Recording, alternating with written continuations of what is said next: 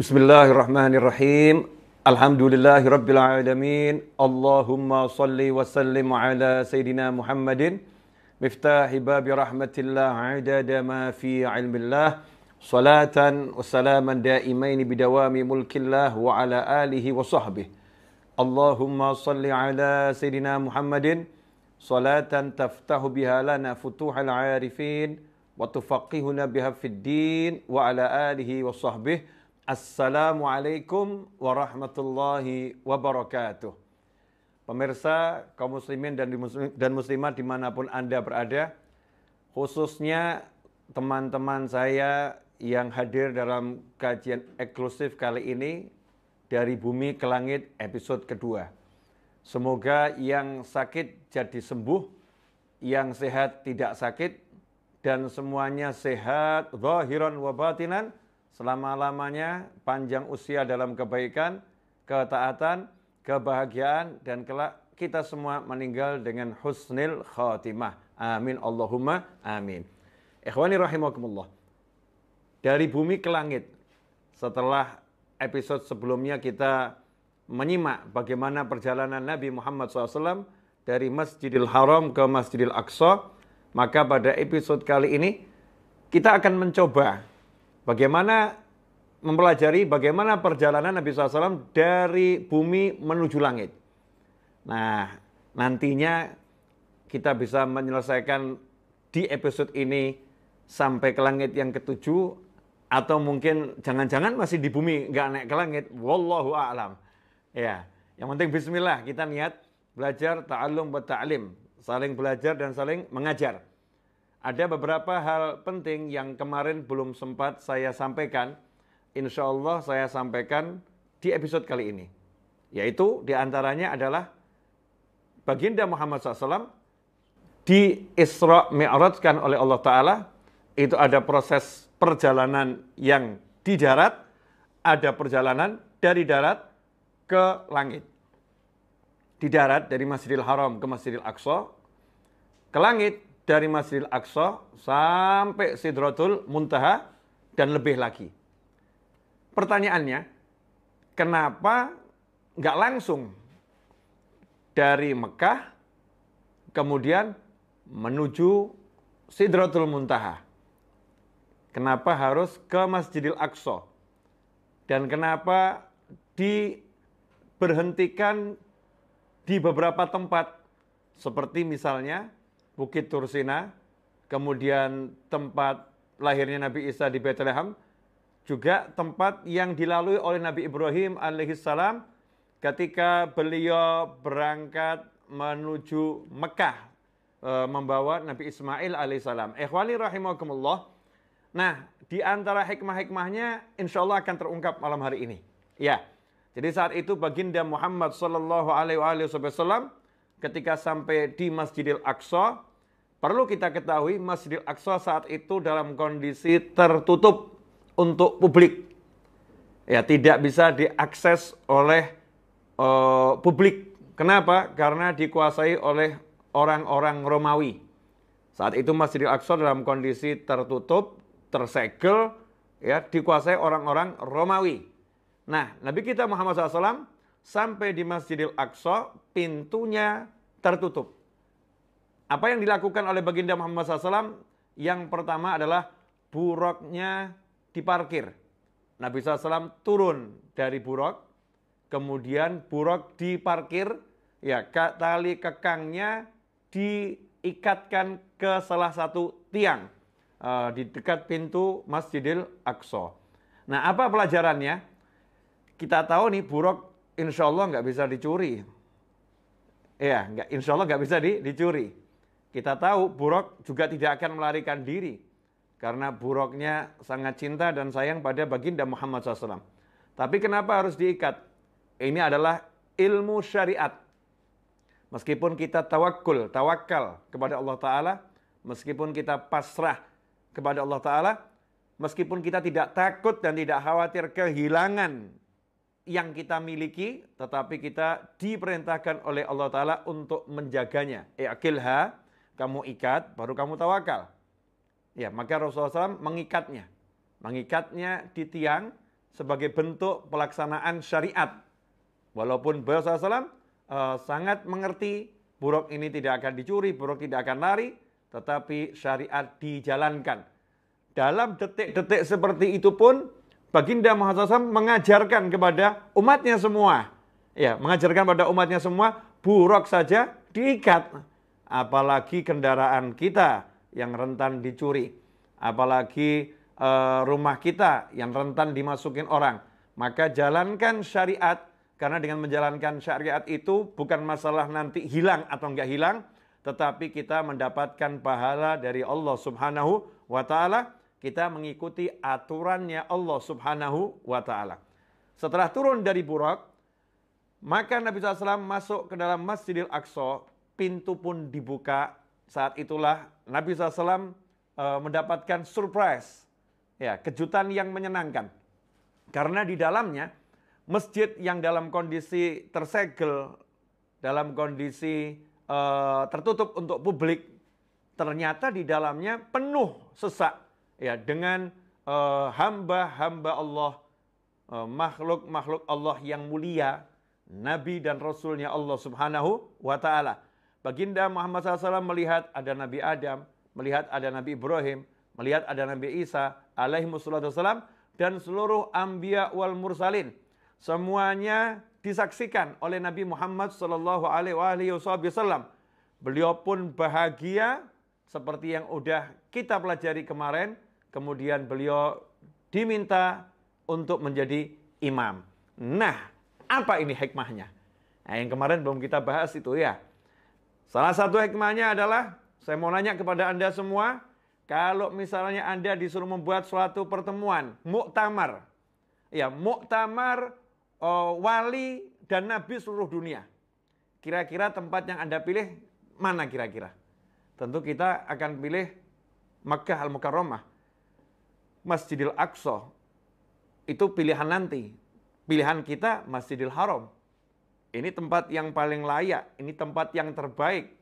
Ya, ini masjid yang terbaik di muka bumi. Jadi kita harusnya kumpulkan Nabi dan Rasul, para wali di Masjidil Haram. Tetapi Allah nggak lakukan itu. Pertemuan terbesar, ya, di jagat raya yang pernah terjadi adalah pertemuan di Masjidil Aqsa. Itulah pertemuan Baginda Muhammad SAW dengan seluruh Nabi dan Rasul. Bayangkan, seluruh Nabi dan Rasul kumpul bertemu Nabi Muhammad SAW. Ini pertemuan akbar yang terbesar yang terjadi di jagat raya. Mungkin kita bisa mengumpulkan jutaan orang, tapi siapa yang berkumpul? Kita kalau mengumpulkan profesor-profesor pilihan dari semua universitas pilihan, itu nggak mudah. Ini Allah kumpulkan semua Nabi dan Rasul yang semuanya itu mengajarkan ajaran tauhid, yang semuanya mengajarkan umat, hamba-hamba Allah untuk mengesahkan Allah, untuk meletakkan la ilaha illallah di dalam hatinya, untuk ikrar zahiran wa batinan. Dari zaman Nabi Adam sampai Nabi Isa alaihissalam, sebelum Nabi Muhammad SAW. Dari Nabi Adam sampai Nabi Isa, kumpul semuanya di Masjidil Aqsa. Kenapa dipilihkan Masjidil Aqsa? Di sini ada pelajaran bahwasanya Masjidil Aqsa tidak boleh dilupakan. Ya, meskipun sudah punya Masjidil Haram, meskipun sudah punya Masjid Nabawi, tetapi Masjidil Aqsa tidak boleh dilupakan, karena Masjidil Aqsa adalah masjid yang sangat penting, masjid yang sangat bersejarah, masjid yang punya nilai tinggi di sisi Allah Subhanahu wa Ta'ala. Makanya semuanya dikumpulkan di sana, di Masjidil Aqsa. Itu hikmah yang pertama. Kemudian hikmah yang kedua. Kenapa dibuat pertemuan ini di muka bumi sebelum ada juga pertemuan di langit dengan beberapa nabi khusus? Kenapa semua anbiya wal mursal ini tidak dikumpulkan di langit yang pertama? Kenapa tidak dikumpulkan di langit yang kedua? Tapi kenapa dikumpulkannya itu di Masjidil Aqsa? Kenapa semuanya kumpul di situ? Di antara hikmahnya adalah untuk menyerahkan kepemimpinan langit kepada Baginda Muhammad SAW. Wahai Rasulullah SAW, aku Musa menyerahkan ini kepadamu. Wahai Rasulullah SAW, aku Nuh menyerahkan ini kepadamu. Wahai Rasulullah SAW, aku Ibrahim menyerahkan ini kepadamu. Seakan-akan mereka semua sedang menyerahkan jabatan yang selama ini mereka pikul, jabatan yang selama ini mereka pegang, diserahkan kepada Nabi Muhammad SAW. Sekarang engkaulah yang memimpin kami semua dan memimpin umat manusia untuk mengesahkan Allah Subhanahu wa taala. Engkaulah yang memimpin ya kami semua dan seluruh umat manusia untuk mengenal Allah Subhanahu wa taala. Maka pertemuan itu adalah seperti layaknya pelantikan Nabi Muhammad SAW sebagai khalifatullah, ya khalifahnya Allah yang memangku ya jabatan mengajak manusia ke jalan Allah Subhanahu wa taala. Karena itulah baginda Muhammad SAW diletakkan sebagai imam, ditunjuk sebagai imam untuk ya yang pertama tasyrifan, menunjukkan kemuliaan baginda Muhammad SAW. Yang kedua adalah untuk menunjukkan engkaulah saat ini pemimpinnya. Jadi para anbiya wal mursalin seperti kami sudah pensiun, sekarang engkau yang mimpin, selama-lamanya engkau yang mimpin. Dan ini menghibur Nabi Muhammad SAW, yang mana Rasulullah SAW di Taif dilempari batu, di Mekah akan dibunuh, ya di Mekah disiksa. Baginda Muhammad SAW ditolak, tidak diinginkan di tempatnya sendiri, di kotanya sendiri, beliau SAW tidak diinginkan. Maka Allah ingin menunjukkan semua penghuni langit menunjukmu sebagai pemimpin, wahai baginda Muhammad SAW. Hikmah yang ketiga, bahwasannya Islam itu mengajarkan untuk selalu umat Islam ini bertemu dan bersatu. Untuk bertemu dan bersatu. Agar umat Islam tidak bercerai-berai. Untuk selalu seia sekata mengajak manusia ke jalan yang benar. Mengajak manusia ke jalan mengenal Allah Subhanahu wa taala, mengesahkan Allah Subhanahu wa taala. Karena itu Islam selalu mengajarkan dari kita kecil, kita diajarkan sholat berjamaah. Jangan sholat sendiri. Perbedaan yang sangat besar antara sholat sendiri dan sholat berjamaah. Bahkan dalam sholat berjamaah pun, dalam riwayat dan pendapat yang kuat, kita tidak boleh sholat sendiri. Maksudnya bagaimana?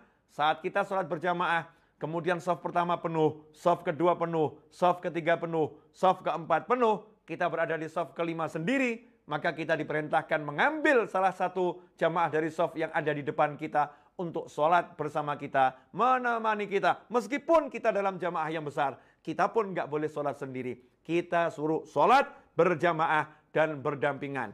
Kemudian juga di dalam ajaran sholat Jumat, diwajibkan umat Islam kumpul semuanya.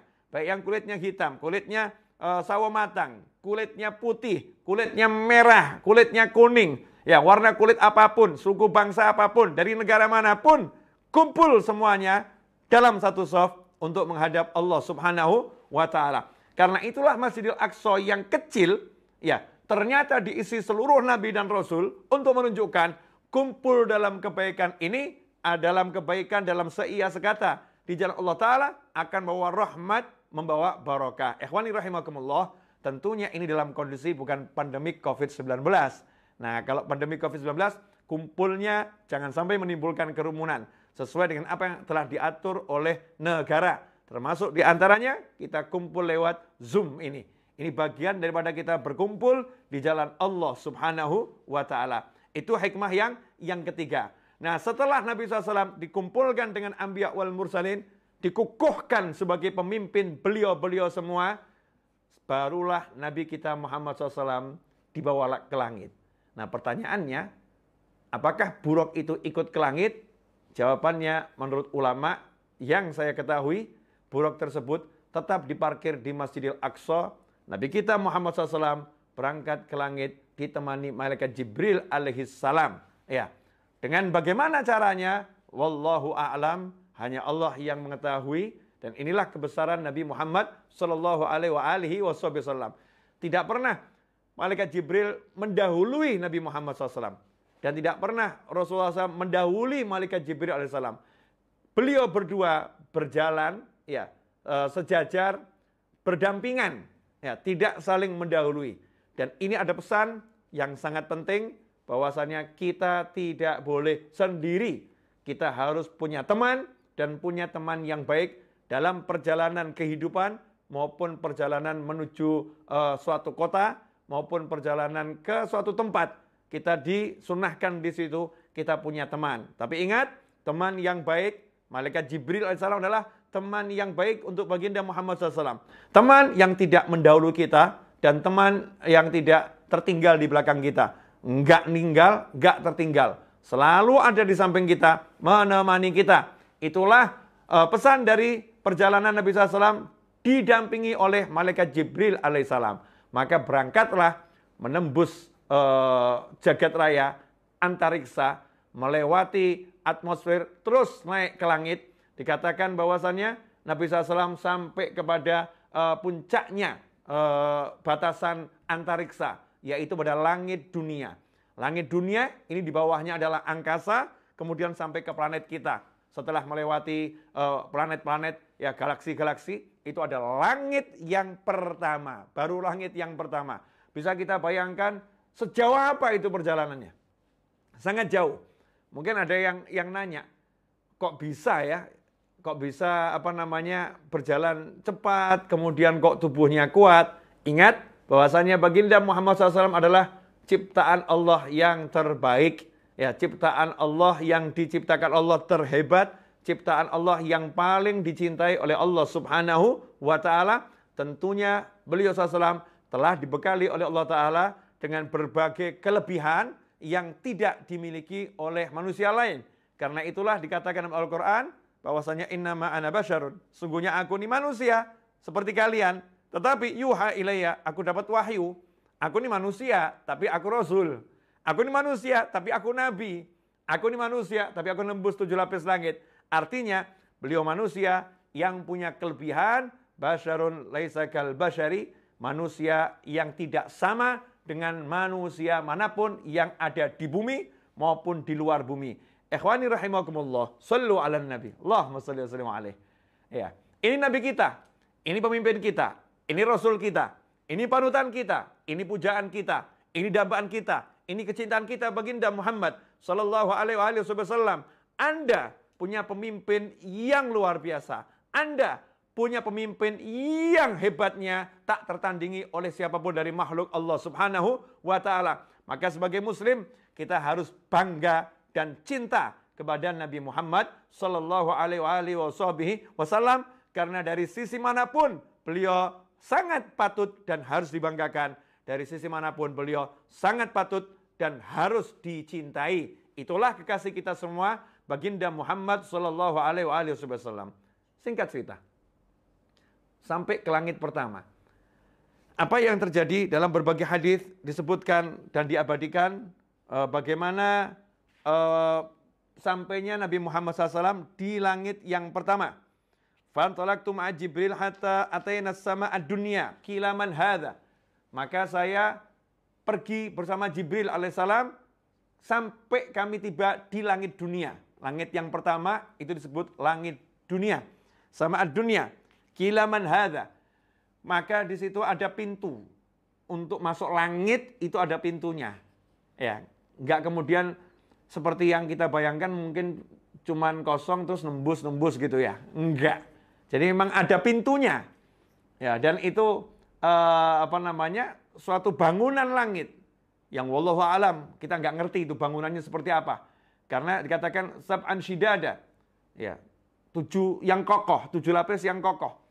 Banaina fauqakum, Allah bangun di atas kalian. Jadi ada bangunan, ini langit nih bangunan, dan setiap jenjang langit, tingkatan langit itu dihuni oleh malaikat dan sejumlah nabi.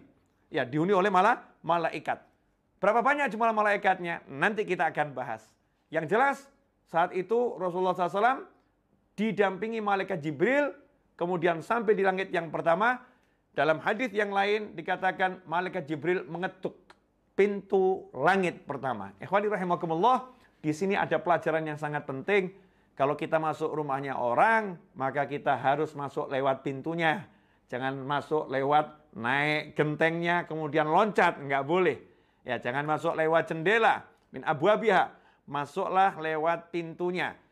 Ini adab yang diajarkan oleh baginda Muhammad SAW, yang mana Rasulullah SAW diajarin oleh Allah Subhanahu wa Ta'ala. Fa ahsana ta'dibi, Allah yang mendidik aku, maka pendidikan Allah yang terbaik. Ketuk pintu, Assalamualaikum, ya. Bahkan kita diajarkan kalau udah ketuk pintu, ngucap salam 3 kali, nggak ada yang bukakan pintu, maka kita pulang. Ya, jangan maksa masuk, karena mungkin yang punya rumah lagi sebel sama kita. Ini jamnya orang tidur, dia datang mau ganggu ini ya, ganggu tidur saya. Maka yang punya rumah punya hak untuk nggak bukakan pintu. Nggak ada kewajiban bukakan pintu. Ya, karena dia punya hak privasi, rumah itu privasi. Bahkan dalam hadis kita nggak boleh ya berusaha lihat-lihat, ngintip-ngintip rumah orang yang kita ketuk pintunya. Ya, boleh itu ada orang ngintip-ngintip dalam syariat, bahkan diizinkan, tapi jangan Anda lakukan. Itu kalau matanya dicolok itu boleh itu. Ini karena dianggap pencuri. Matanya udah mencuri nih ya. Matanya udah mencuri, tapi jangan praktek ya. Nanti ada temannya intip-intip kemudian dicolok matanya gitu. Nah, jangan seperti itu. Ini cuma gambaran bahwasanya privasi seorang muslim dan manusia yang lain itu betul-betul diperhatikan oleh Allah Subhanahu wa ta'ala. Kalau udah 3 kali ketuk, mengucapkan salam gak dijawab, pulang kita, pergi. Malaikat Jibril alaihissalam, langit pintunya diketuk. Apa yang terjadi? Maka malaikat yang tugasnya jaga pintu langit. Jadi langit itu ada pintunya dan pintunya ada yang jaga. Nah, ini kalau kita punya rumah, kasih pos satpam boleh itu. Ya, kasih pos security ini. Security, mau masuk, ya harus lewat security. Boleh. Berarti rumahnya gede. Sebelum masuk ke inti rumah, di gerbang depan sudah ada posnya nih, yang bagian jaga. Nah, ini seperti langit ya. Nanti boleh saudara-saudara, teman-teman muslimin muslimah dimanapun Anda berada punya cita-cita, saya pengen punya rumah seperti langit. Ya, gimana? Itu yang pertama ada, kalau ada langit pertama, nanti itu gerbang pertama. Kebun-kebun indah dan lain sebagainya. Di situ ada pintunya, ada penjaganya. Masuk pada gerbang yang kedua. Mungkin di situ saya akan buat kolam-kolam, sungai-sungai dan lain sebagainya. Nanti di intinya yang tengah sendiri setelah 7 gerbang baru rumah saya. Masya Allah, cita-cita yang luar biasa ya. Berarti kita harus punya duit yang banyak, kita harus kaya raya. Semangat saudara-saudara. Ya, karena yang ngasih Allah, yang memberi Allah Ta'ala, bukan manusia. Ikhwani rahimakumullah. Ketuk pintu, saat itulah ditanya, man hadza? Malaikatnya nanya, siapa ini? Pertanyaannya kemudian muncul. Emang malaikat gak kenal pemimpinnya? Emang malaikat Jibril gak mondar-mandir langit bumi? Malaikat Jibril alaihissalam itu mondar-mandir. Ya, sering turun ke bumi. Sering nemuin para anbiya wal mursalin. Sering nemuin Nabi Muhammad SAW. Tentunya melewatin pintu-pintu itu. Tetapi kenapa malaikat yang jaga pintu nggak kenal yang ngetuk? Kok nggak kenal yang ngetuk? Padahal dikatakan pintu langit itu dari luar nggak bisa lihat dalam, dari dalam bisa lihat luar. Jadi kalau ibarat kaca bariben tuh ya. Ya, dari dalam ini bisa lihat yang luar nih. Siapa itu kelihatan. Tapi dari luar nggak bisa lihat dalam. Ini pintu langit seperti itu. Ya, sangat kalau di dunia saja orang bisa buat pintu dengan teknologi yang canggih. Bayangkan bagaimana canggihnya pintu langit itu dibuat oleh Allah Subhanahu wa ta'ala. Subhanallah. Malaikat yang jaga pintu nggak ngerti kalau itu malaikat Jibril. Kenapa? Karena malaikat Jibril alaihissalam dalam mode penyamaran, tidak mewujud dengan wujud aslinya sebagai malaikat Jibril alaihissalam. Sehingga perlu ditanya identitasnya, siapa ini? Nah, di situ juga ada pelajaran bahwasannya orang yang mau nembus langit itu nggak sembarangan. Nggak bisa orang nembus pintu langit, dijaga ketat oleh Allah Subhanahu wa ta'ala. Kalau nggak punya akses, nggak bisa masuk. Ya, nggak punya akses, nggak bisa masuk. Sekelas malaikat Jibril alaihissalam pun masih ditanya, siapa ini ya? Ini siapa? Man hadza? Siapa ini? Maka dijawab Jibril. Saya Jibril. Kemudian tanya lagi, man ma'ak? Kamu bawa siapa? Ya, jadi mau ditanya ini identitas tugasnya malaikat menanya dengan detail. Kamu siapa? Kalau bawa teman, nah yang sama kamu siapa? Siapa yang bersamamu? Qila Muhammadun SAW. Saya membawa Nabi Muhammad SAW. Qila waqad ursila ilaih. Loh, ini Nabi Muhammad SAW sudah diutus untuk ke langit ini ya. Sudah diperintahkan untuk ke langit. Karena seluruh malaikat di setiap jenjang langit itu nunggu-nunggu. Karena beliau-beliau semua udah gladi resik ya. Setiap detik, setiap saat gladi bersih. Kalau Nabi SAW naik sambutannya seperti ini. Jadi seluruh langit itu menunggu kedatangan Nabi Muhammad SAW. Maka begitu dikasih tahu, Sudah diutus, senangnya luar biasa. Nanya, udah diutus nih, bener nih ke langit ini. Udah saatnya masuk, Masya Allah. Senanglah seluruh malaikat. Maka saat itu dijawab, qala na'am. Maka para malaikat pun menjawab dengan singkat yang diabadikan di dalam hadis ya. Tentunya sambutan-sambutannya lebih dari yang diceritakan. Seperti misalnya kita lihat ada orang ketemu dengan pejabat penting, atau pejabat penting dengan ketemu orang yang di bawahnya kelasnya. Maka selesai ada konferensi pers. Yang diceritakan cuma poin-poin 1, 2, 3. Yang diobrolkan 5 jam itu nggak disampaikan. Yang diobrolkan 7 jam mungkin nggak disampaikan. Tadi 7 jam ngobrol apa saja? Ya intinya begini, begini, begini.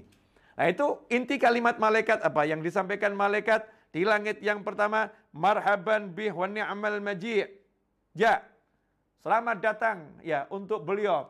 Dan inilah kedatangan yang ditunggu-tunggu. Ya telah datang. Kedatangan yang sangat indah, ya menyenangkan. Sudah sampai ke sini orangnya. Alhamdulillah.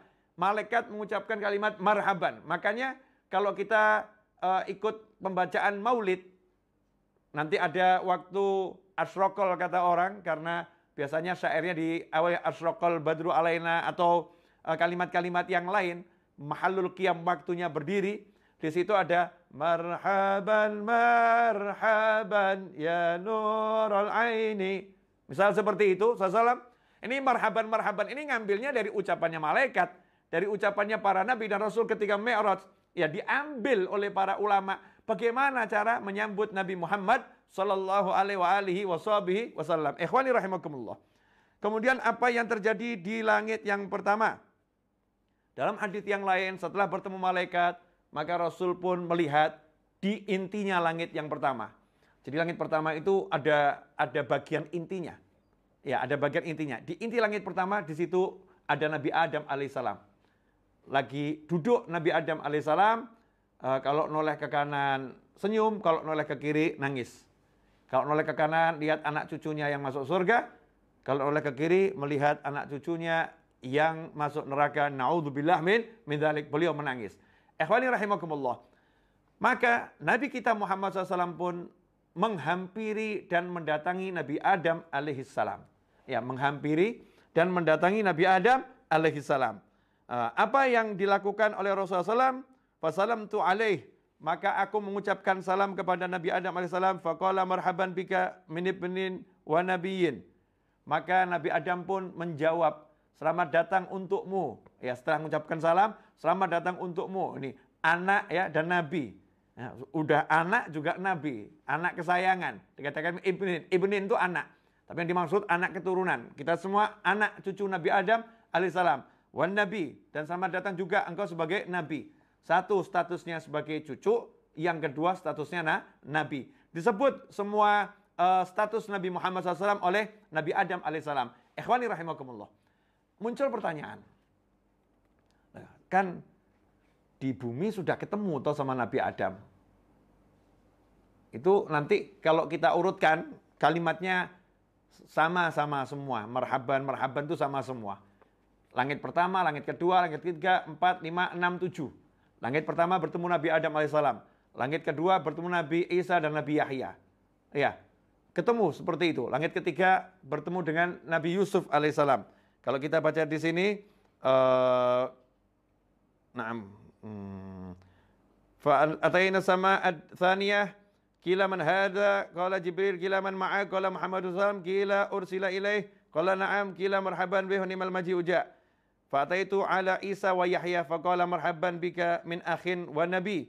Fa'atayna sama'at thalithah, kila man hadha, kila Jibril, kila man ma'ak, kila Muhammadun, kila waqad ursila ilaih, qala na'am, kila marhaban bih, wa ni'mal maji uja. Fa'ataitu Yusuf wa salamtu alaih. Jadi di langit yang kedua dan kedua itu bertemu Nabi Isa dan Yahya. Langit yang ketiga bertemu Nabi Yusuf alaihissalam.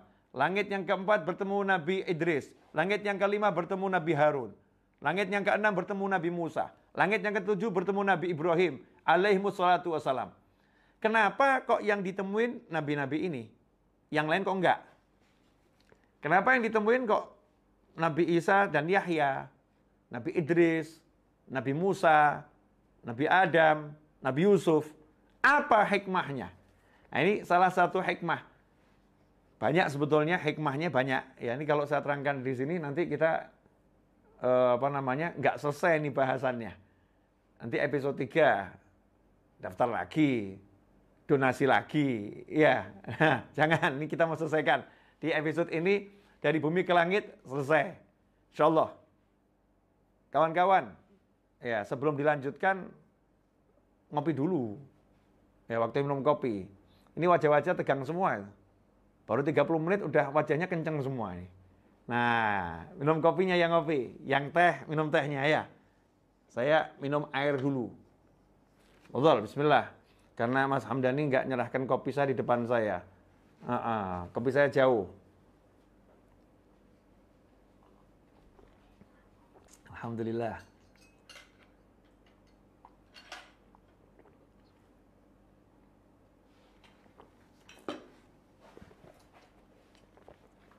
Ya, Afia Coffee ya. Silahkan dipesan yang belum pesan. Iklan. Alhamdulillah. Akhirnya kopi saya juga nyampe ini. Bismillahirrahmanirrahim. Alhamdulillah.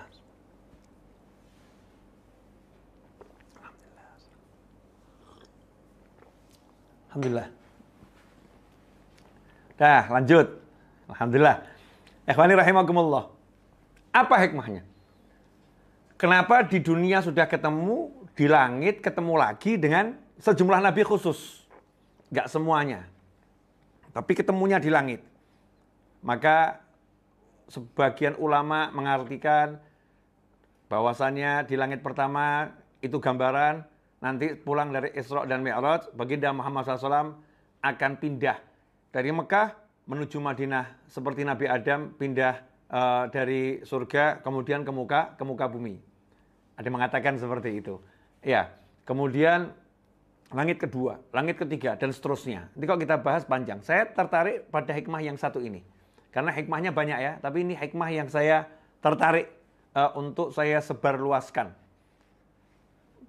Peristiwa Isra dan Mi'raj itu salah satu intinya adalah untuk tasliyah. Allah menghibur Nabi Muhammad SAW.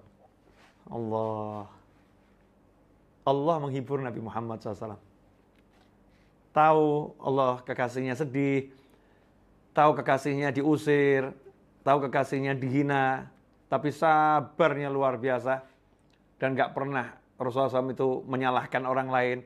Selalu Rasulullah itu menuduh dirinya yang gak sempurna, dirinya yang penuh kekurangan, selalu menyalahkan diri beliau SAW. Maka Allah pun menghibur. Ya Allah pun menghibur. Dihiburnya adalah diajak jalan-jalan keliling jagat raya, Masya Allah.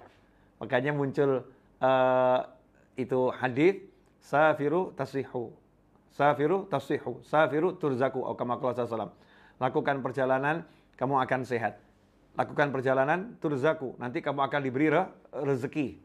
Nah, makanya Rasulullah SAW diperjalankan oleh Allah Subhanahu Wa Taala, dibawa ke muka bumi, kemudian dibawa ke langit, ketemu nabi-nabi, ketemu rasul-rasul, dihibur oleh Allah Subhanahu Wa Taala. Nah, karena ini perjalanan tasliyah, maka Allah Taala memilihkan yang ketemu Nabi SAW secara khusus itu nabi-nabi dan rasul-rasul yang penderitaannya terbanyak. Jadi yang banyak mengalami penderitaan sebagai ujian. Nabi Adam alaihissalam turun ke muka bumi, dipisahkan dari istrinya tercinta, ya Sayyidatuna Hawa. Maka itu pelajaran buat Nabi SAW. Nabi Adam pernah mengalami kesedihan yang luar biasa karena harus berpisah dengan kekasihnya, berpisah dengan istrinya tercinta, yang tak tergantikan oleh siapapun. Begitu pula sedihnya Nabi Muhammad SAW ketika berpisah dengan Sayyidah Khadijah karena Sayyidah Khadijah meninggal dunia. Sayyidah Khadijah berpulang ke rahmatullah. Maka Allah ngasih contoh. Nih, Nabi Adam juga mengalami hal yang sama. Kemudian Nabi Yusuf alaihissalam yang diusir oleh keluarganya, dibuang oleh keluarganya, oleh kakak-kakaknya. Nabi Yusuf itu dibuang karena rasa cemburu, bukan karena benci, tapi karena rasa cemburu yang kemudian berakhir dengan kakak-kakaknya pun sadar dan menjadi pecinta Nabi Yusuf alaihissalam. Maka Rasul dikasih gambaran, kalau engkau diusir oleh kerabatmu, ya, oleh keluargamu, sukumu, bangsamu, ya, penderitaanmu juga dialami oleh Nabi Yusuf alaihissalam, ya, Nabi Yahya, Nabi Idris, Nabi yang kemudian dibunuh, kemudian Nabi Musa alaihissalam yang juga harus keluar dari Mesir, ya, kemudian juga mengalami begitu banyak Nabi Musa itu gangguan dari kaumnya, ya, gangguan dari kaumnya. Nabi Ibrahim alaihissalam yang harus dibakar, ya, dan lain sebagainya. Nah, ini tasliyah, hiburan. Jadi seseorang itu akan menjadi ringan bebannya kalau dia dipertemukan dengan orang-orang yang mengalami peristiwa yang sama dengannya. Contoh, satu kampung rumah yang terbakar cuma satu, yang lain nggak terbakar. Ya, yang lain nggak terbakar. Satu rumah terbakar, yang lain nggak. Maka itu bebannya yang punya rumah besar, berat. Tapi kalau satu kampung ada 20 rumah yang terbakar, dari 40 rumah, maka 20 rumah ini meskipun itu beban, tapi begitu lihat, oh tetangga saya juga ini, oh yang di pojok sana juga mengalami yang sama, bebannya akan turun, bebannya akan ringan. Kemudian juga kalau ada, kita lihat orang yang konseling, ya namanya, ya. Itu konseling itu biasanya dikumpulkan korban-korban yang sama. Orang-orang yang mungkin pernah, naudzubillah min dzalik, semoga kita semua diselamatkan, keluarga kita diselamatkan. Orang-orang yang pernah terlibat kasus pemerkosaan, diperkosa. Ya, diperkosa, naudzubillah min dzalik. Maka muncul trauma. Ketika untuk proses penyembuhannya, biasanya ada konseling kumpul nih, orang-orang yang pernah, ya, diperkosa, kemudian trauma. Maka bebannya akan berkurang. Oh, bukan cuma saya yang mengalami. Bukan cuma saya yang mengalami. Jadi, kalau ada penderitaan yang juga diderita oleh orang lain, kemudian orang yang lagi mengalami penderitaan itu bertemu, kemudian berbicara, maka akan turun. Ya, akan turun penderitaannya. Nah, inilah hebatnya Isra dan Mi'raj yang syarat dengan bukan hanya mukjizat, ya, tetapi syarat dengan pelajaran yang luar biasa dari segi ilmu jiwa dan lain sebagainya. Bagaimana Allah Subhanahu wa taala dalam menghibur Nabi Muhammad SAW memilihkan nabi-nabi dan rasul yang mengalami penderitaan yang banyak seperti yang dialami oleh Nabi Muhammad SAW. Sehingga ada pesan di situ. Beliau-beliau ini semua mengalami penderitaan yang luar biasa. Tetapi karena beliau-beliau itu betul-betul sabar, beliau itu betul ikhlas, maka mendapat derajat yang tinggi di sisi Allah Subhanahu wa taala. Dan engkau juga karena sabar dan ikhlas, maka Allah mengangkat derajatmu setinggi-tingginya, lebih tinggi dari semua yang ada dari anbiya wal mursalin. Ikhwani rahimakumullah. Nah, ini cara kita untuk menghibur, ya. Tapi jangan sampai salah nyebut. Tuh kadang jenguk orang sakit seperti yang saya sampaikan. Jenguk orang sakit, ya, kemudian udah bagus ceritanya. Yang positif bukan cuman kamu, yang kena serangan jantung bukan cuman kamu. Ya, itu paman saya juga serangan jantung, kemudian bibi saya juga serangan jantung. Itu loh, fulan teman kamu akrab itu juga serangan jantung. Itu bagus, sampai di situ bagus. Tapi jangan dilanjutkan. Ya, kemarin pada meninggal. Nah, ini ngawur ini. Nah, ini ngaco nih. Itu fulan kena serangan jantung, kemarin meninggal tuh. Ya, itu dia teman baik kamu itu ya meninggalnya serangan jantung. Ini bukan mau menghibur, tapi mau menjatuhkan orang, ya, buat orang down sehingga dia down, sehingga dia menjadi semakin pesimis, ya, nggak pengen sembuh, nanti akhirnya semangatnya akan hilang terkikis. Lihat, tiru caranya Allah Taala. Allah kumpulkan rasul-rasul dan nabi-nabi yang mengalami, ya, penderitaan yang sama dengan Nabi Muhammad sallallahu alaihi wasallam. Ikhwani rahimakumullah. Kemudian di setiap pintu langit ternyata ada penjaganya. Makanya tidak bisa itu setan mau mencuri kabar langit, berita langit, tidak bisa. Anda jangan kemudian bayangkan filmnya Sung Gokong, ya, Kerasakti yang bisa ke langit, kemudian mencuri berita langit, ya, main-main di langit seenaknya. Itu khayalan-khayalan yang seperti itu. Ini langit ini sama Allah Ta'ala betul-betul didesain, ya, bukan bermain-main. Desain yang betul-betul detil. Setiap langit ada penghuninya, setiap langit ada pintunya, setiap langit ada penjaganya. Dan setiap langit punya keistimewaan sendiri. Ya, punya keistimewaan sendiri. Ikhwani rahimakumullah.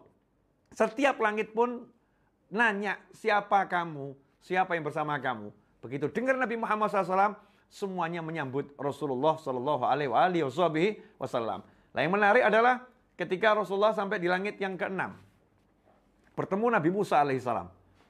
Ya, pertemuan dengan Nabi Musa ini pertemuan yang banyak kisahnya, ya, banyak ceritanya. Bagaimana Rasulullah SAW bertemu dengan Nabi Musa alaihissalam. Yang pertama, Nabi Musa ketika bertemu dengan Rasulullah SAW, itu nangis Nabi Musa. Ya, nangis kenapa? Ditanya oleh Rasulullah SAW kepada malaikat Jibril, kenapa dia nangis? Kenapa Nabi Musa nangis? Maka Nabi Musa menjawab, "Ghulam, anak muda setelah aku. Anak muda setelah aku." Artinya umurnya nggak panjang, dalam usia yang singkat Nabi Muhammad SAW dibandingkan usia Nabi Musa dan kaumnya. Tetapi umatnya yang masuk surga jauh lebih banyak dari umatku dan masuk surga lebih awal dari aku. Nah, ini namanya ghibthah. Ya, iri pengen dapat yang sama, ya. Iri pengen dapat yang sama. Maka Nabi Musa itu sampai minta agar jadi umatnya Nabi Muhammad SAW. Karena itu masuk surga paling awal, ya, masuk surga paling cepat. Kemudian Nabi Musa alaihissalam selalu, ya, di langit ke-6 nanti ada percakapan yang menarik tentang masalah sholat. Kita bahas nanti, ya. Bagaimana Nabi Musa kalau dalam tanda kutip memaksa Rasulullah SAW untuk minta diskon waktu sholat. Ya, minta diskon waktu sholat. Dari 50 waktu menjadi 5 waktu. Nanti kita bahas. Setelah langit ke-6, naik langit ke-7. Di langit yang ke-7 bertemu Nabi Ibrahim alaihissalam. Kakeknya. Ya, kakeknya Nabi Muhammad SAW. Karena Rasulullah dari Nabi Ismail bin Ibrahim. Cucunya Nabi Ibrahim alaihissalam. Makanya kita setiap sholat itu punya salam dan sholawat khusus untuk Nabi Ibrahim dan keluarganya. Kita akan bahas, kita akan jelaskan. Dilihat oleh Rasulullah SAW, di langit yang ke-7 itu ada Baitul Ma'mur. Di langit yang ke-7 ada apa? Baitul Ma'mur. Ya, Baitul Ma'mur adalah Ka'bahnya langit. Baitul Ma'mur itu Ka'bahnya langit. Sebagaimana di bumi ada Ka'bah, di langit yang ke-7 ada Ka'bah. Baitul Ma'mur. Nah, kata Rasulullah SAW dalam sebuah riwayat, Baitul Ma'mur ini kalau jatuh dari langit ke-7, jatuh, maka dia akan persis jatuhnya itu menimpa Ka'bah. Artinya, dari Ka'bah, tarik garis lurus ke langit, itu akan ketemu dengan Baitul Ma'mur. Subhanallah, ya. Ada yang tawaf di bumi, ada yang tawaf di langit yang ke-7. Nah, dikatakan kalau yang masuk Baitul Ma'mur yang luas itu, setiap harinya 70.000 malaikat. Setiap hari 70.000 malaikat. Dan malaikat itu kalau udah keluar, dia nggak balik lagi. Jadi besok yang datang 70.000 malaikat yang lain. Besok yang datang 70.000 malaikat yang lain. Besok yang datang 70.000 malaikat yang lain. Kalau kita tahu orang haji dan umroh, ya haji dan umroh, kita tuh kalau tawaf, besoknya tawaf lagi, ya kita-kita lagi. Ya, lusa yang tawaf, ya kita-kita lagi. Tahun berikutnya mungkin yang datang sebagian banyak itu juga orang-orang yang kemarin umroh, yang kemarin juga haji. Dan jumlahnya yang tawaf itu sedikit, yang tawaf ya, baru totalnya nanti banyak, tapi yang tawaf masuk sedikit, karena memang Masjidil Haram nggak segede Baitul Ma'mur. Pertanyaannya, lah kalau tiap hari 70.000 malaikat yang tawaf, dan besoknya datang 70.000 malaikat lain yang berbeda, lah terus jumlahnya malaikat ini berapa? Berapa jumlahnya malaikat? Dikatakan bahwasanya malaikat-malaikat yang di Baitul Ma'mur itu ada yang roki'an. Dari mulai diciptakan sama Allah Ta'ala dalam kondisi ruku terus. Kemudian ada lagi malaikat yang sajidan, sujud terus. Ada malaikat yang berdiri terus. Ya, ada malaikat yang posisinya tahiyat terus. Ini dari mulai diciptakan sampai nanti kiamat. Setelah tiba kiamat, malaikatnya itu kemudian mengucap sama Allah Ta'ala, Subhanaka, Maha Suci Engkau ya Allah, ma'abadnaka haqqa ibadatik. Ya Allah, kami ini selama ini belum bisa ibadah yang benar sama kamu. Masya Allah. Rukuk sejak diciptakan sampai kiamat, sujud sejak diciptakan sampai kiamat, ngomongnya apa? kami ini belum ibadah yang benar sama kamu ya Allah. Nah sementara kita 5 waktu bolong-bolong aja udah sok gitu ya. Udah merasa udah ibadahnya benar, sholat kita aja ya begini kita merasa ibadahnya benar. Kita merasa aku udah sholat ya Rob, aku udah ibadah loh. Kok masih begini hidupku? Kok masih begini? Nuntut Allah gitu ya, nuntut Allah. Na'udzubillah min dzalik. Nah, di Baitul Ma'mur itulah Nabi Muhammad SAW melihat Nabi Ibrahim lagi bersandar di Baitul Ma'mur. Musnidan ya, lagi nyantai. Sendenan kalau kata orang Jawa ya, bersandar gitu. Duduk nyantai bersandar di Baitul Ma'mur. Nabi SAW mengucapkan salam, seperti yang lain dijawab salamnya oleh Nabi Ibrahim alaihissalam. Tapi di situ ada satu peristiwa yang menarik. Ya, apa peristiwa yang menarik tersebut? Dikatakan dalam sebuah hadis yang diriwayatkan oleh Imam Ahmad, kemudian Ibnu Abi Dunya, Ibnu Hibban. Hadis ini sahih, bahwasanya Nabi Ibrahim di langit yang ketujuh berwasiat kepada Nabi Muhammad SAW. Saking cintanya Nabi Ibrahim pada kita, umatnya Nabi Muhammad SAW. Saking cintanya Nabi Ibrahim kepada cucunya Nabi Muhammad SAW. Kita pun sebagai umatnya dicintai.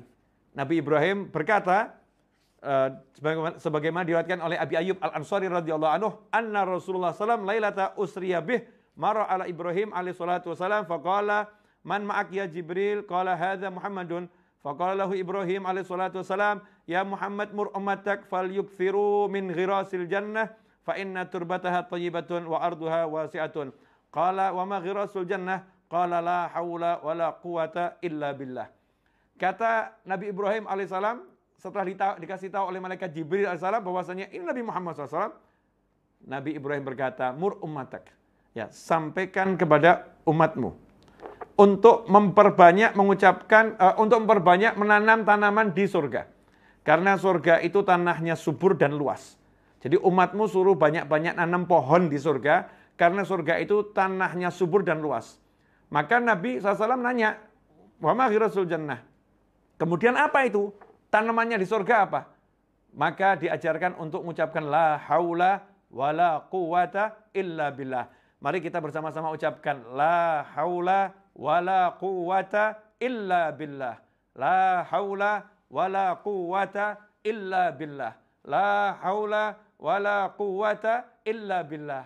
Alhamdulillah. Barusan 3 pohon kita tanam di surga. 3 pohon di surga, pohonnya gede-gede. Jadi kita ini rugi kalau satu hari nggak nanam pohon di surga. Rugi. Lah selama ini kemana kita nih? Nanam apa kita ini? Nah ini lewat kajian dari bumi ke langit, Allah Ta'ala mengingatkan kita semua bahwasannya wasiat Nabi Ibrahim agar kita banyak-banyak mengucapkan la haula wa la quwata illa billah.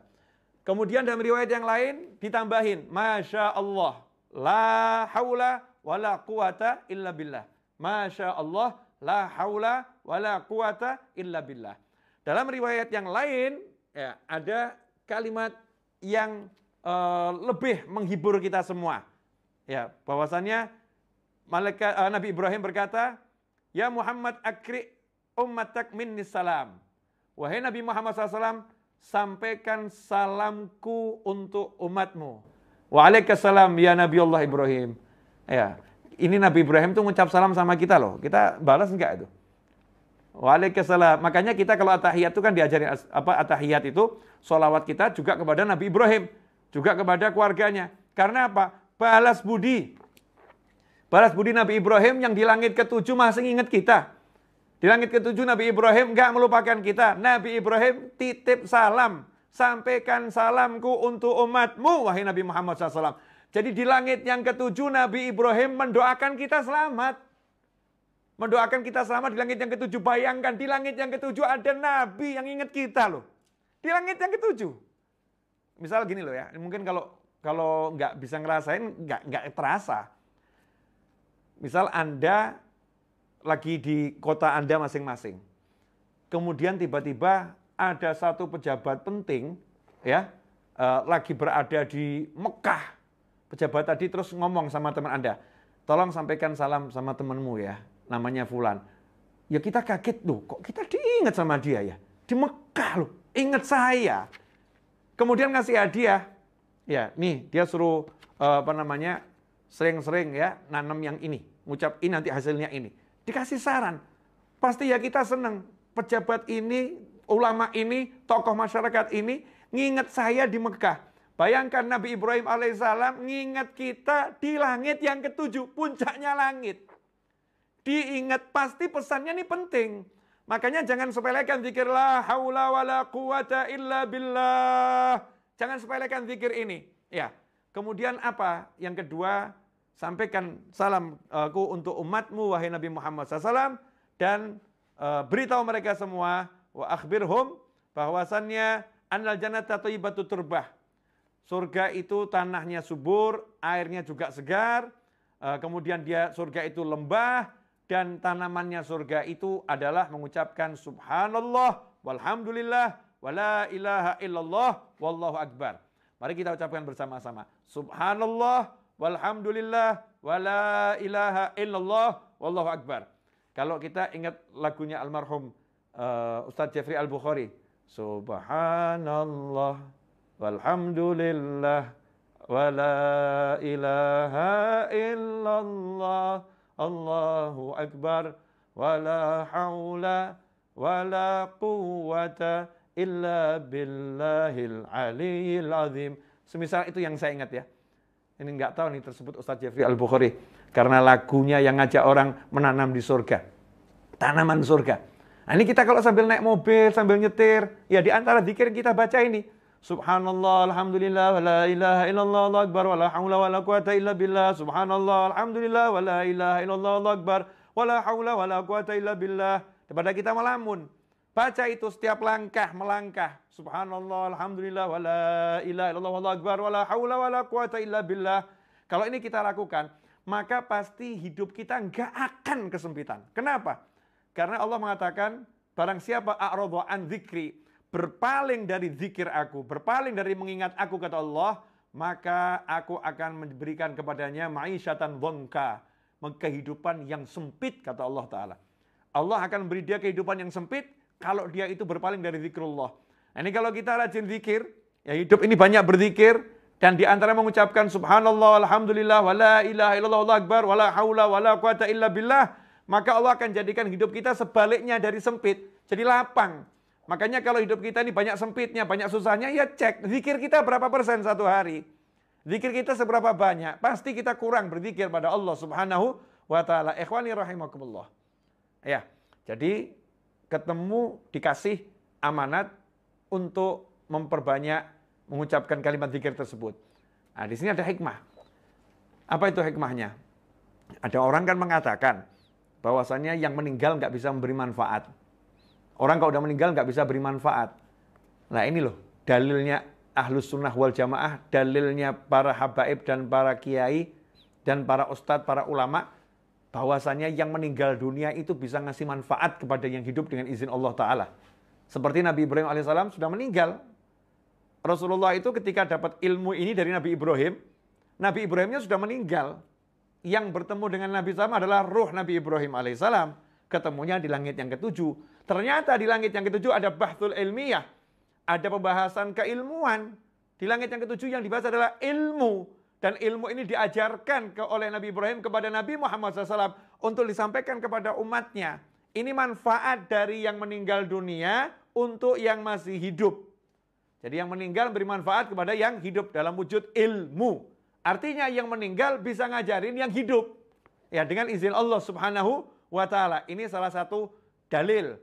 Mungkin ada yang bermimpi ketemu orang-orang soleh yang sudah meninggal dunia. Kemudian diajarkan oleh orang soleh tersebut zikir-zikir. Ya, diberi nasihat-nasihat. Ini bagian apa yang diambil dari hikmah Mi'raj Nabi Muhammad sallallahu alaihi wasallam. Ikhwani rahimakumullah. Setelah sampai di Baitul Ma'mur, kemudian naik lagi Sidratul Muntaha. Sidratul Muntaha ini dikatakan khilaf letaknya. Ada yang mengatakan di langit ke-6, ada yang mengatakan di langit yang ke-7. Kesimpulannya para ulama, Sidratul Muntaha itu di langit ke-7, tapi akarnya sampai di langit ke-6. Bisa kita bayangkan ya. Di langit ke-7 pohonnya, akarnya di langit ke-6.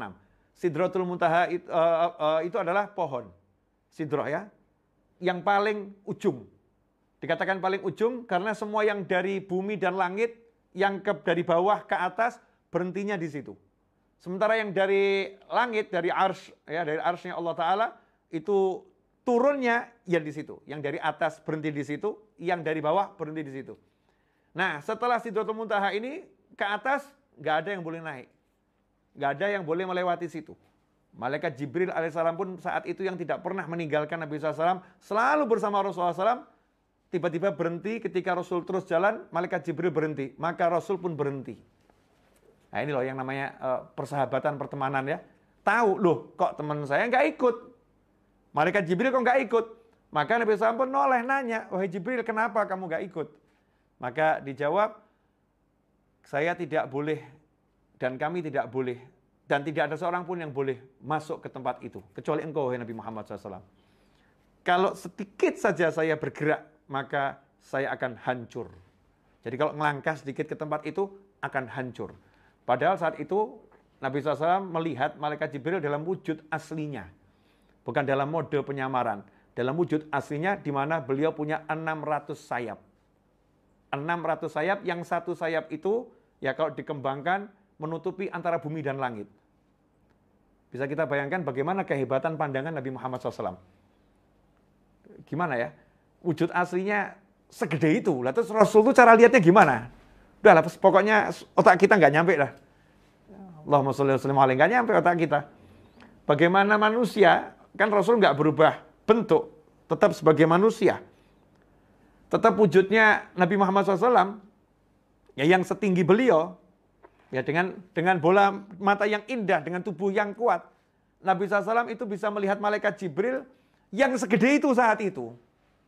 Di alam yang seluas itu. Terus gimana? Udah nggak masuk akal kita, nggak nyampe.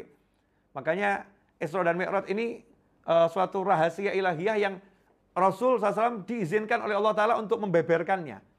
Untuk membukanya kepada umat manusia. Dan ini adalah khazanah keilmuan yang luar biasa. Ini warisan ilmu yang nggak ada tara. Karena nggak mungkin ada manusia manapun yang bisa melakukan perjalanan seperti Nabi Muhammad SAW. Nggak ada. Ikhwani rahimakumullah. Nah, di sini ada juga pelajaran bahwasannya Baginda Muhammad SAW oleh Allah Ta'ala dibawa ke satu tempat yang tidak ada makhluk Allah diizinkan ke sana.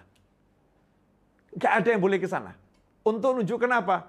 Engkau satu-satunya makhlukku, ciptaanku, yang kamu di muka bumi diusir, tapi kamu diterima sampai ke alam langit yang paling tinggi. Diterima.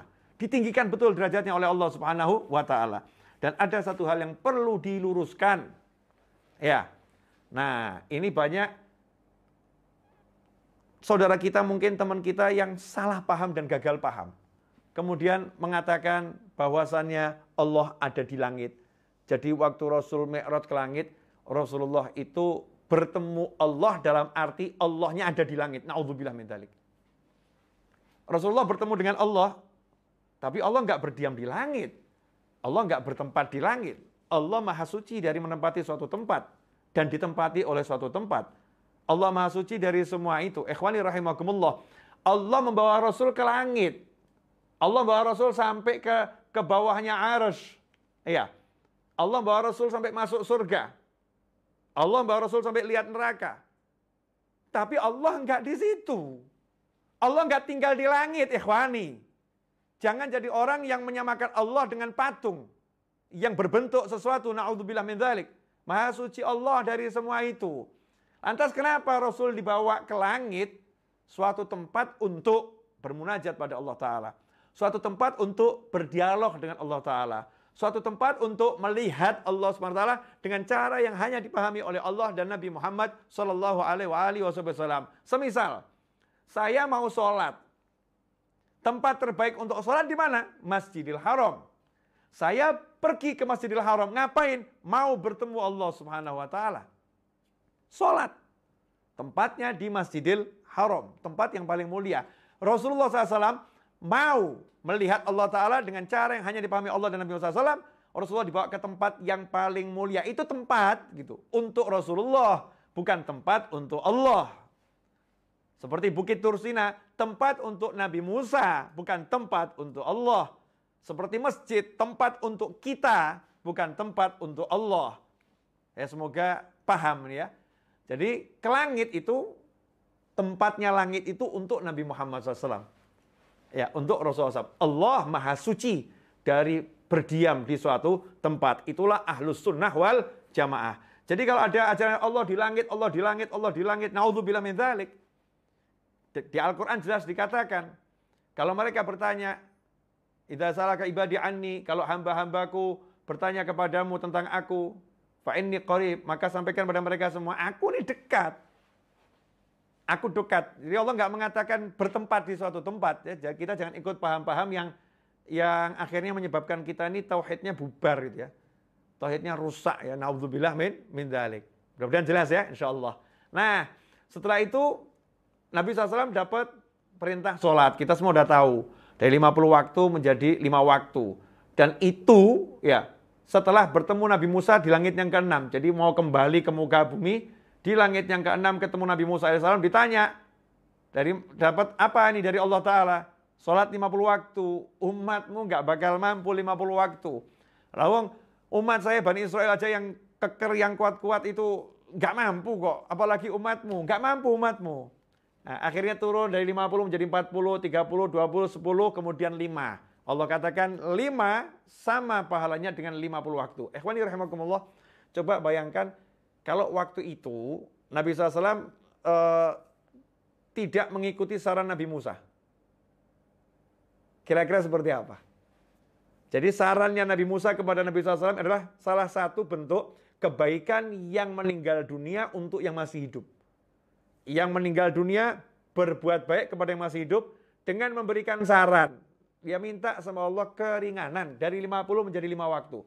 Coba begini ya. 50 waktu loh, 24 jam 50 waktu. Allahu Akbar, sholat waktu yang pertama.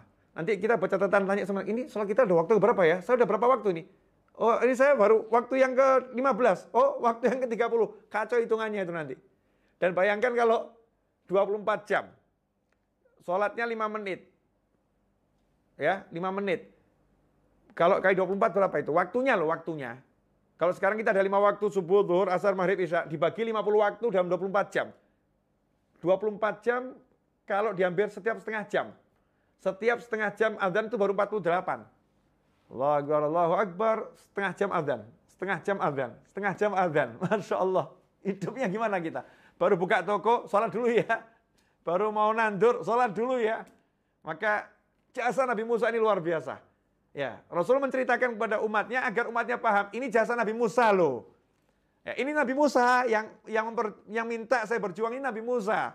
Rasulullah menghargai bagaimana sarannya hamba-hamba Allah yang mulia, dan Rasulullah mengajarkan agar kita memuliakan orang-orang yang mulia. Ikhwani rahimakumullah. Nah, ini juga dalam Isra dan Mi'raj Nabi kita SAW masuk ke dalam surga. Makanya Rasulullah ketika kembali ke muka bumi menceritakan surga itu seperti apa. Ya, surga itu seperti apa. Nah, insya Allah itu nanti akan kita bahas pada kajian eksklusif yang ketiga. Judulnya adalah Melihat Surga. Insya Allah. Yang mau ikut, ikut saja. Yang nggak mau ikut, ya nggak apa-apa. Nanti kan saya share di YouTube. Karena ada yang nanya sama saya, Habib, kok berbayar toh Bib? Kok berbayar? Iya, yang berbayar yang eksklusif. Yang lain kan juga bisa lihat di YouTube, tapi kan nunggu beberapa waktu kemudian ya. Nah, berbayar ini karena saya mau mengajak antum semua untuk menyisihkan hartanya, ya, berderma dan berinfak untuk majelis, ya, dan orang-orang yang mengelola majelis, ya, sehingga kegiatan dakwah ini bisa berlangsung dengan lancar, dengan bagus. Ya, kita niatkan untuk melunaskan hutang tanah majelis yang sekitar sekarang dari 2,5 jadi 450 juta, ya sudah turun 50 juta.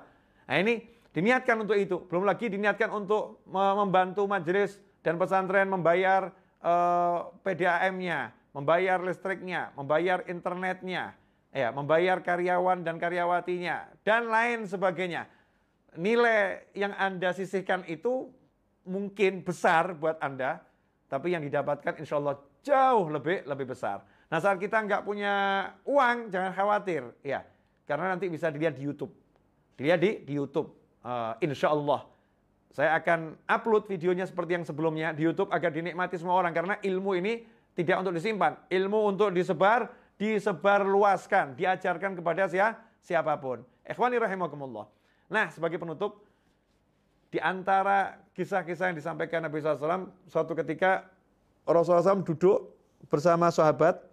Di situ ada Sayyidina Abdullah bin Umar, putranya Khalifah Umar bin Khattab, dan ada Sayyidina Umar bin Khattab radhiyallahu anhu. Tiba-tiba Nabi SAW bertanya kepada sahabat, adakah di antara kalian yang pernah masuk ke dalam surga? Sahabat semua diam. Tiba-tiba anaknya Sayyidina Umar, yaitu Sayyidina Abdullah bin Umar radhiyallahu anhuma, angkat tangan. Saya ya Rasulullah. Sayyidina Umar bin Khattab lihat anaknya angkat tangan, bilang udah masuk surga, langsung meletakkan tangannya di atas kepalanya. Aduh, kalau bahasa kita, aduh gitu. Kalau bahasa kita gitu ya. Nah, Rasulullah nanya lagi, siapa yang sudah pernah minum air dari sungainya surga? Sayyidina Abdullah bin Umar angkat tangan lagi, saya ya Rasulullah. Angkat tangan dan ngomong, saya ya Rasulullah. Sayyidina Umar langsung, aduh, ini kok ngaku-ngaku lagi ini ya, gimana ini? Karena ya khawatir ini anaknya kok nekat gitu loh ya, ngomong udah pernah masuk surga, udah pernah minum airnya dari surga. Maka Nabi SAW pun nanya lagi, siapa di antara kalian semua ya yang pernah makan buah-buahannya surga? Sayyidina Abdullah bin Umar radhiyallahu anhu kemudian mengangkat, saya ya Rasulullah. Sayyidina Umar bin Khattab sebagai ayah ya, langsung udah tidak kuat benar. Aduh, wah ini kacau, kalau bahasa kita kacau nih, kacau ini kan ya. Gawat bahasa kita. Nah, disitulah Nabi SAW kemudian ngomong kepada Sayyidina Abdullah bin Umar yang tentunya membuat geger sahabat saat itu ya. Ini kok bilang sudah masuk surga, minum airnya surga, makan buahnya surga. Geger itu saat itu suasana di sahabat, tapi nggak berani ngomong, diam saja. Maka Nabi Muhammad SAW pun ngomong kepada Sayyidina Abdullah bin Umar, sampaikan kepada mereka semua, bagaimana kamu bisa masuk surga? Bagaimana kamu bisa minum airnya surga? Bagaimana kamu bisa makan buah-buahan surga? Jelaskan kepada mereka semua. Maka dengan nyantai, Sayyidina Abdullah bin Umar radhiyallahu anhu mengatakan, ya Rasulullah, saya tahu bahwasanya kamu masuk surga nggak pernah sendiri, selalu dalam hatimu engkau bawa umatmu. Dan saya termasuk yang ada dalam hatimu ya Rasulullah. Saya tahu ya Rasulullah, kalau kamu minum air di surga, engkau nggak pernah minum untuk dirimu sendiri, tapi engkau minum untuk umatmu. Saya tahu ketika engkau makan buah-buahan surga, engkau nggak makan untuk dirimu sendiri, engkau selalu makan dan mengingat umatmu. Disitulah aku mengatakan, aku pernah masuk surga, aku pernah minum airnya surga, aku pernah makan buah-buahnya surga. Ikhwani rahimakumullah, inilah pandangan yang hebat dari seorang sahabat yang betul-betul merasa dibawa oleh Nabi Muhammad SAW kemanapun Rasulullah SAW berada. Dan inilah keuntungan kita sebagai umatnya Rasulullah SAW. Makanya ketika at-tahiyat, dan itu dibuktikan, ketika Rasul mengucapkan at-tahiyatul mubarakatus salawatut tayyibatulillah, mengucapkan salam penghormatan pada Allah Subhanahu wa taala, maka dijawab oleh Allah Ta'ala, assalamu alayka ayuhan nabi. Allah mengucapkan salam sejahtera untukmu wahai nabi. Apa yang dilakukan Nabi SAW? Rasul nyambung ucapannya Allah, assalamu alayka ayuhan nabiyyu wa rahmatullahi wabarakatuh. Rasul mengatakan assalamu alayna wa ala ibadillah sholihin. Salam untuk kami, aku, keluargaku, wa ala ibadillah sholihin. Dan hamba-hamba Allah yang soleh ya Allah. Masya Allah. Saat Rasul mendapat salam khusus, Rasul ingat pada keluarganya, ingat pada sahabatnya, ingat pada umatnya. Rasulullah ingat pada hamba-hamba Allah yang soleh. Diingat semua ketika bertemu dengan Allah Subhanahu wa taala dengan cara yang hanya dipahami oleh Allah dan Nabi Muhammad sallallahu alaihi wasallam. Alhamdulillah ikhwani rahimakumullah. Tidak terasa 1 jam tepat sudah saya berbicara. Betul Mas Seto? Bahkan 1 jam 10 menit ya. Saya sudah berbicara. Sebelum saya akhiri, kalau mau bantu saya di luar kajian ini, di antaranya bisa beli buku yang paket 15 buku Arba'in Nawawiyah seharga Rp1.000.000 sudah termasuk ongkos kirim untuk Pulau Jawa. Nah ini diantara cara saya untuk mengelola majelis ya, mengelola majelis. Jazakumullah khairan wal afu minkum, mudah-mudahan berkah manfaat. Sekali lagi mohon maaf ya atas segala kekurangan dalam penyelenggaraan, penyampaian dan apapun itu, dan mudah-mudahan berkah untuk saya pribadi, teman-teman saya yang lola majelis ini, dan untuk antum semua yang ikut bersama kami dan menyaksikan tayangan ini dimanapun berada, dan untuk seluruh umat Nabi Muhammad sallallahu alaihi wasallam. Wal afu minkum wa sallallahu ala sayyidina Muhammadin wa alihi wasallam walhamdulillahirabbil alamin. Wassalamualaikum warahmatullahi wabarakatuh.